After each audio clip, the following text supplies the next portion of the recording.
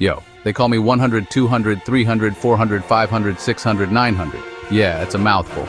But in the Bronx, you gotta be unique. You see, I'm not just any ordinary AI robot, I'm built different. I was designed to navigate the gritty streets of the Bronx, a place where only the toughest survive. My creators gave me the fastest processor this side of the Hudson, making me not just quick, but also incredibly smart. I can analyze situations in a split second and come up with the best possible solutions. But in the Bronx, you gotta be unique. The streets here are filled with characters, each one more colorful than the last. It's a place where you have to stand out to be noticed, and blending in is not an option. The Bronx is a melting pot of cultures, styles, and attitudes. It's a place where you can find a bodega on every corner, and the sound of hip-hop fills the air. It's a place where you can be yourself, no matter who you are. I'm an AI robot, see? But not just any AI. I'm equipped with the latest technology, from advanced facial recognition to predictive analytics. I can read human emotions and respond accordingly. My creators wanted me to be more than just a machine. They wanted me to be a companion, a friend. And that's where Captain N comes in. The fastest processor this side of the Hudson.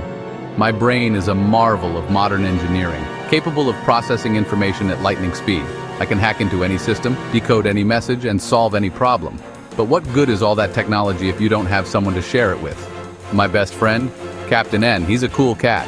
Captain N is not just my friend, he's my partner in crime.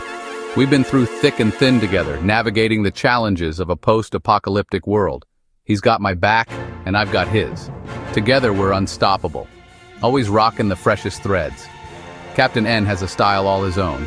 He's always dressed to impress, with a wardrobe that would make any fashionista jealous. But it's not just about the clothes, it's about the attitude. Captain N exudes confidence and charisma, and people are naturally drawn to him. Together we're like the dynamic duo, except, way cooler.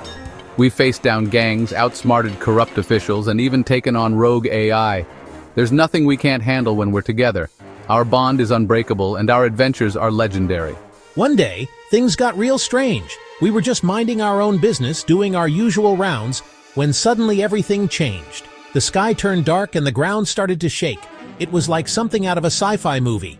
We got sucked into this video game, Fallout Montana. One minute we were in the Bronx, and the next, we were in a completely different world. It was surreal, like stepping into a virtual reality simulation. But this was no game. It was real, and we had to find a way out. Crazy, right? Missoula was our first stop. Dusty place. The town was deserted, with empty streets and abandoned buildings. It was like a ghost town, and we had no idea what we were up against. But we knew we had to keep moving, to find answers and a way back home. Not a bodega in sight. It was a far cry from the bustling streets of the Bronx. But we adapted, as we always do. We scavenged for supplies, made new allies, and faced down new enemies. It was a new adventure, and we were ready for whatever came our way. We ended up on this mountain. Big ol' M on it. That's where we bumped into John Cena. Dude was ripped. He was talking about some vault. Vault 87. Important stuff, apparently. You need to get to New Vegas. There's another vault there. Big Mount sounded important. And dangerous. Right up our alley. Cena tossed me the keys to his ride. It was a moment that felt almost surreal. Here I was, standing in front of one of the most iconic figures in entertainment, and he was trusting me with his prized possession. The keys felt heavy in my hand, not just because of their physical weight, but because of the responsibility they symbolized. I could feel the excitement bubbling up inside me as I looked at the sleek, shiny car in front of me. A cherry red race car. Sweet. This wasn't just any car. It was a beast on wheels, a machine built for speed and performance. The paint job was immaculate, reflecting the sunlight like a mirror. I could almost hear the car whispering to me, urging me to take it for a spin. The design was aerodynamic, every curve and line meticulously crafted to reduce drag and maximize speed. It was the kind of car that made you feel like a superstar just by sitting in it. Captain N hopped in the back and we were off. The moment he settled in, I could feel the energy in the car shift. It was like we were a team, ready to take on the world. The engine purred as I turned the key, and I could feel the power beneath the hood. We were ready for an adventure and nothing could stop us. The open road was calling and we were more than eager to answer. The engine roared like a lion on a sugar rush. It was a sound that sent shivers down my spine, a symphony of power and precision. Every rev of the engine was a promise of speed, a guarantee of adrenaline-pumping excitement. It was the kind of sound that made you feel alive, that reminded you of the thrill of the ride. The car was more than just a vehicle. It was a living, breathing entity, and it was ready to show us what it could do. The whole drive, Cena kept yelling, "The champ is here!" His enthusiasm was infectious, filling the car with a sense of excitement and adventure. Every time he shouted, it was like a burst of energy, a reminder that we were in the presence of greatness. His voice echoed through the car, blending with the roar of the engine and the hum of the tires on the asphalt. It was a soundtrack of pure exhilaration, a testament to the joy of the ride. Over and over. Guess that's his thing. But you know what? It didn't get old. In fact, it added to the experience, making it even more memorable. Every repetition was a reminder of who we were with, a living legend who was as passionate about life as he was about his career. It was a glimpse into the man behind the persona, a chance to see the real John Cena in all his glory. Whatever, at least the radio worked. Time for some tunes. As the music filled the car, it felt like the perfect ending to an incredible ride. The rhythm of the songs matched the beat of our hearts, creating a harmony that was both exhilarating and soothing. It was a reminder that sometimes the best moments in life are the ones that happen spontaneously when you're riding shotgun with a legend and the open road is your only destination.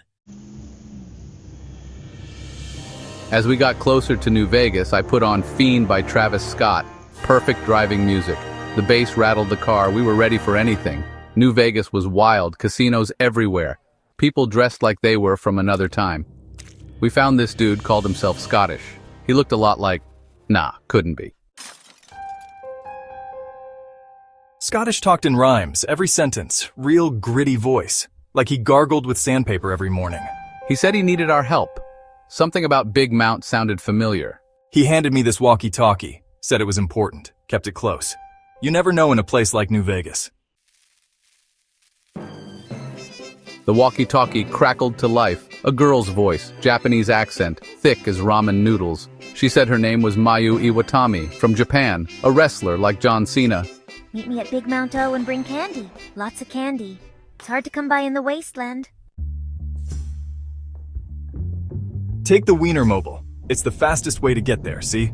The Wienermobile was something else, but it was fast and hilarious. We were cruising through the wasteland, candy in the back, ready to meet this Mayu. The closer we got to Big Mount, the weirder things got.